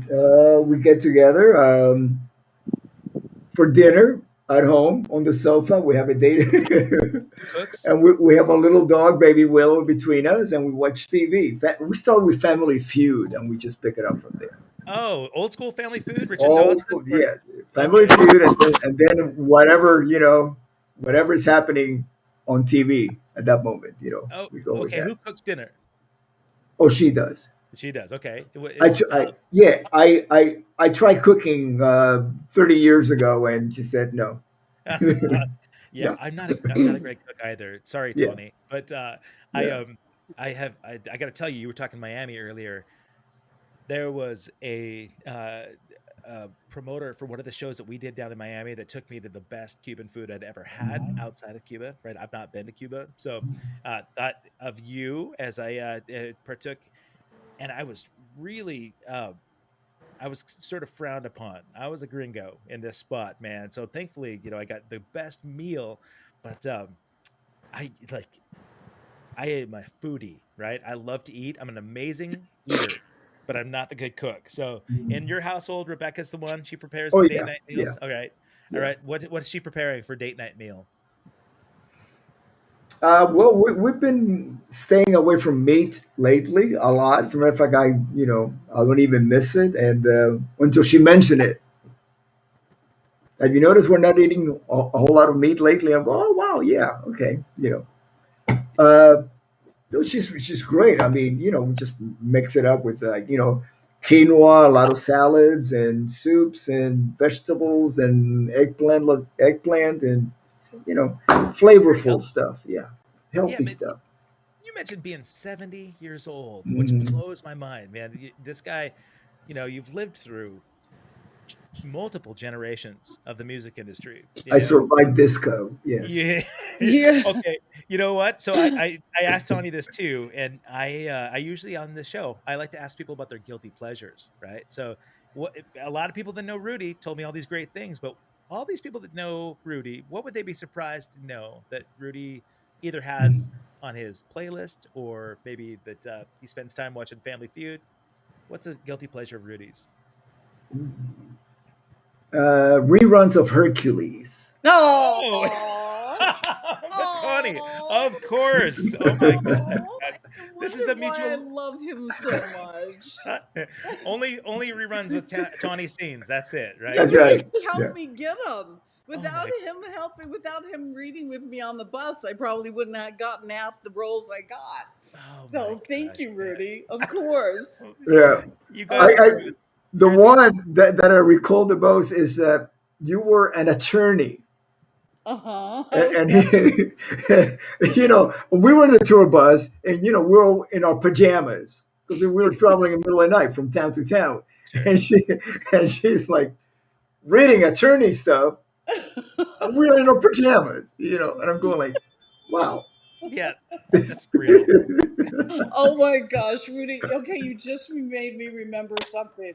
Okay, I will tell you one princess, and I'm sure Rudy can tell you a ton of princess stories. But I've got one princess story that I can tell you, and then I will leave you guys so that you can finish your interview with Rudy that I can't wait to watch the entirety of. I can't get enough of him. I text him as much as I can, waiting for him to text me back, and he's so good at it. But anyway, so Rudy, so David and I, who actually, Rudy, you'll be surprised to hear, when I had to make my band, I put David in as the lead singer. I'm not surprised. Yeah. You're not, yeah, right. Regardless of what happened to us or what that, I think David is probably one of the greatest rock singers of all the. I mean, you worked with so many incredible guys for so long, but David, David. I mean, there's not a lot of guys that can beat him. I mean, he's just a phenomenal singer. Just one of the very, very best. But Absolutely. I took him away and I put someone else in, and I forgot who it was that I put in. But Joe Elliott. oh, I put it. Well, yeah, because I remember meeting him. Okay, Did we open or we played with Def Leppard in Germany or something, Rudy? Did we ever have No, a gig with ZZ Top. ZZ Top. Wow. Okay, well, why was Def Leppard there? Because I remember David and I went backstage and we met Joe Elliott, and I've been around these rock stars my entire life, and I was like, I had goosebumps when I met Joe Elliott. I was just like, I mean, he's just okay. So yeah, so I put him in because he's sexy. Anyway, so I was going to tell you the princess moment that I remember. Okay. That was a constant. So we would travel, obviously, on our bus, which I loved. It was one of my favorite things to do because Rudy knows I am the worst flyer in the entire world. Rudy has seen me a million times on a plane and what I do and how horrible I am. But so touring on the bus is always my favorite. Well, we'd end up at these hotels at like, ungodly hours, and I didn't want to be woken up. So David and I had a butler, and oh my God, why is his name escaping me? Not Jimmy. He was Jimmy. He was Pete. Pete. Pete. Pete was like our butler. So what they would do is they would go to mine and David's room, not for David, but for me, and they would duct tape. Oh, did you know this, Rudy? They would duct tape all the curtains in the room so not an ounce of sun would come in and wake the princess up before sound check. Okay? So that's not the worst of it. So they would do that, and then they would come back in the back of the bus, pick me up, and carry me through the lobby of the hotel and up to my bedroom and lay me down on the bed like the Princess and the Pea. Oh my goodness. Yeah. I do recall seeing you on a couple of wheelchairs. Oh my I goodness. saw it. It's a good thing cell phones weren't around there to get all this blackmail, right? So, Oh my gosh. Oh Tony my- was a little bit of a partier then, you're saying? No, nobody partied. That's No. the thing about Whitesnake. That's what people don't understand. You know, sure, it was sex, drugs, and rock and roll time, but that's not what the band was. There was nobody in the band that was doing drugs. Wow. I didn't do drugs. Nobody did. Rudy didn't do drugs. Adrian, David, nobody did. There may have been a little cognac here or a little Budweiser or something in the backstage, but nobody was getting high. We were the only band out there that was like that. And people are like, they tend to look at us and they're like, oh, rock and roll, sex, drugs, and rock and roll. And I'm like, no, we were all married. So that took care of that. And we were rock stars. Or they were. The And I wheelchairs were just just for your pretended to be fatigue. one. We What? didn't even eat bread. What? It was No bread allowed. No bread allowed. No That's bread well, allowed. That's right. Got to keep the physique, huh? No man, bread, no rupees, no bread. Oh my god! Oh man, like you're just killing everybody's memory or visions of what Whitesnake tours were like, you know. But there are some people here in the chat that were saying, "Hey, I'm a keyboard player. We didn't get a keyboardist from you, Rudy." So I know that you know you. Of course, you played keys on. Keyboarders. You know, it's a dear friend of mine who used to play with Guns N' Roses, Teddy Zigzag. Oh yeah, for sure. Yeah, Teddy. I love Teddy. We've done like little projects here and there, and he's a dear friend of mine. And yeah, Teddy. He had the thankless job in Guns N' Roses, really, where it was sort of behind the scenes. You know, he wasn't getting the recognition that the premier members of the band were getting. Yeah. But he's a great guitarist too, right? Teddy. No, he played the harmonica. He's a great singer, also. You know, Did you ever see Rudy on keyboard? Who? Did you ever get a chance to see Rudy on keyboards? You're asking me? Yeah, Kevin. I'm asking you. Oh, so you know what? I saw that. I saw that the self-titled tour in Billings, Montana. You guys were touring Whitesnake, Great White, Cinderella. Maybe is that right? Like no, or Bullet Boys. Bullet Boys and White.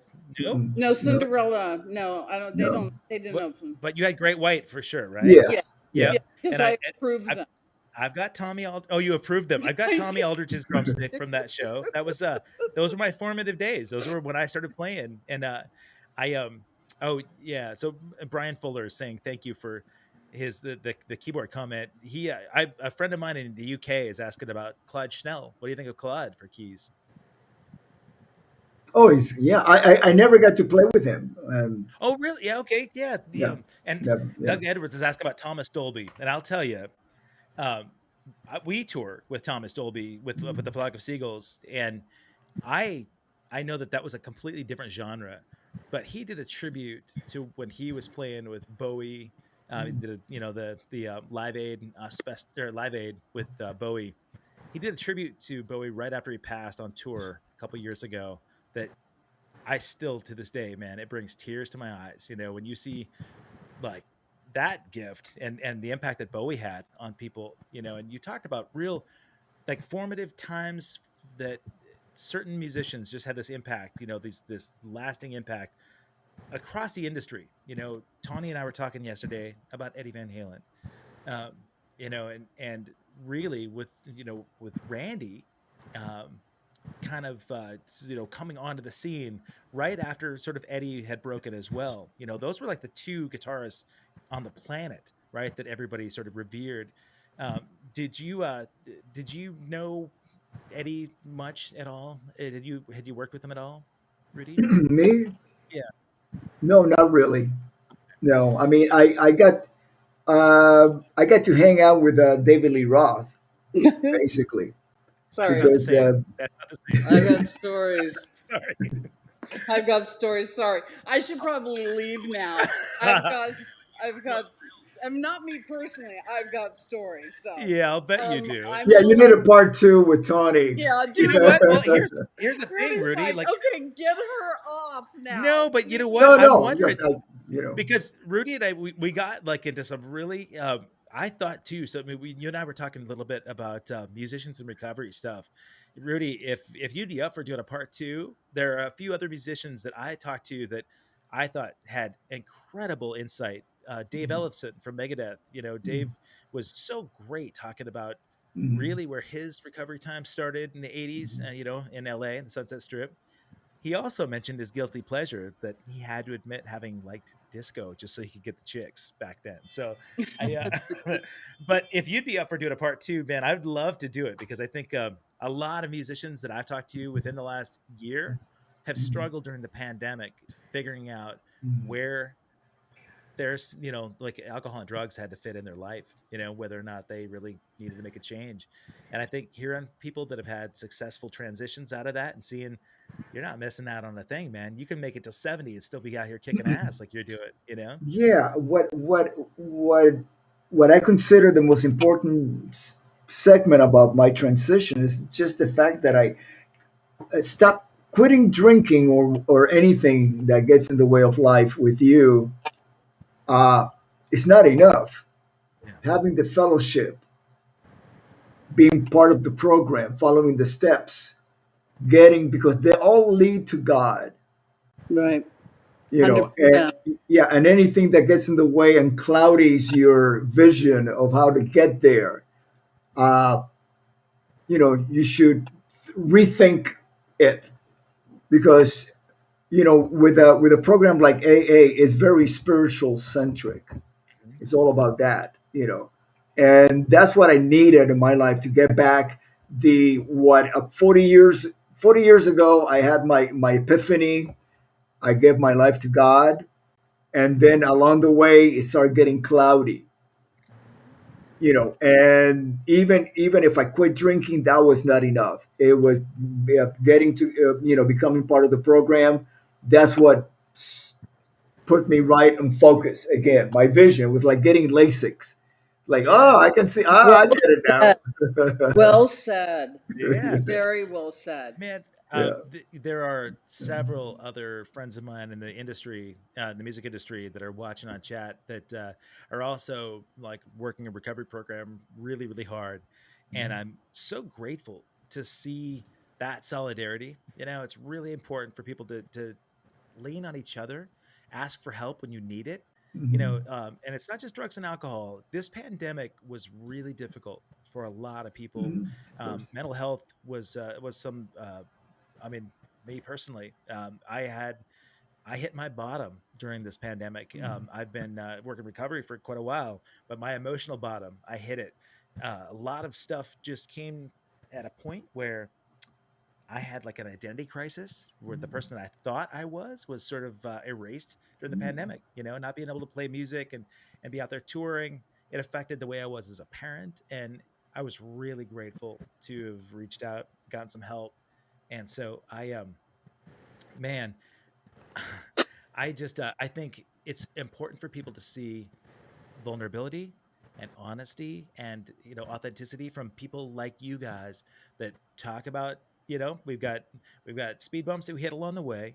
You're not afraid to ask for help, and there's nothing uh I think uh nothing I think stronger than to be able to ask for help. Right. So It's definitely, it may be perceived as a sign of weakness when really it is strength. yep. I It is so strange. And as a matter of fact, you guys are gonna, this is gonna be so bizarre for me right this second because my home group starts at 5 o'clock every Tuesdays and Thursday nights. Good girl. So I've got to go because I've got my book. I've got to go uh, to my meeting, and I love you both so much. Thank you Love for you too, giving me. Todd. I Love love you you God too. bless you, too. my sister. God Thank Yeah, bless you. you. keep Love coming you back. It so works if you work it, so Todd. much. What, Kevin? I said, keep coming back. It works if you It work it. works if you work it. There you That's go. right. All Tony right. I Katane, love you. I love you both. I love you, Rudy, more. Sorry, Kevin. no, it's all right. You'll Okay. get to know me at Four Seasons. Absolutely. I'll All see right, you, Jimmy. hon. I'll talk to you later. Take Bye. care. Man, how fun is that? How fun is that, I buddy? know, I know. I I, mean, it's we Tony and I, we've known each other since '87. you know, yeah, uh, and yeah. I mean, I'm very proud of her. I'm very, very, very proud of the lady that she is today. Yeah. you know what? I mean, as you know, it comes with a lot of work, persistence. Being vulnerable and sort of surrendering is so hard for a lot of people, Mhm. right? Oh yeah. People's pride gets in the way, Yeah. and willfulness is really tough. But man, I have to tell you, I talked about the emotional bottoms and tops. For me, this show is so selfish because I revere visionaries. I revere people that just really work at becoming better humans, impacting people in a better way, being good stewards of the planet where we can actually leave the planet better than when we get here. And I'm not trying to sound corny at all, but those are the things that I heard about you prior to you and I talking. And um, it's I feel like I don't know if you're a parent at all, but I've got two boys, and I think for me, the legacy that I want to leave behind is just knowing that I made a positive impact. I affected people in a positive way. I left the planet a little bit better than when I got here. Um, how about you, man? Do you feel like your legacy? What would you want on your? Because we've talked about these people that we've held high. You talked about Ronnie James Dio. Man, Ronnie is another one of those guys that you knew had an incredible heart.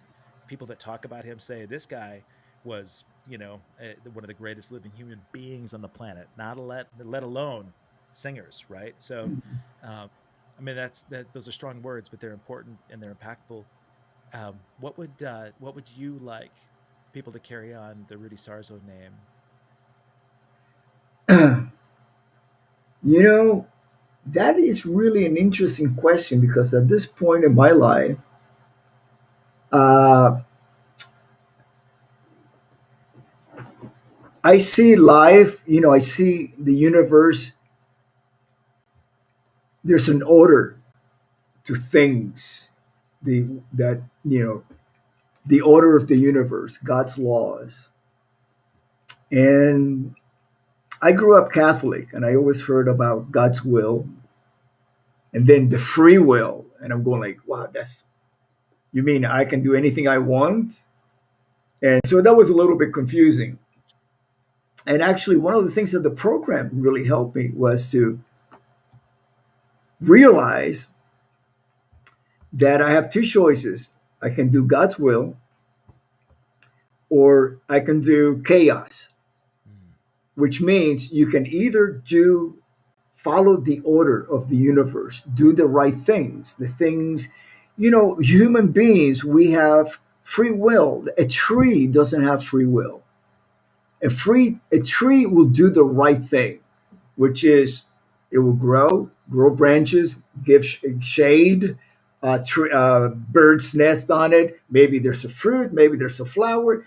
It's what it's designed to do. A tree does not design to uproot itself and says, "Hey, I'm going to move to LA.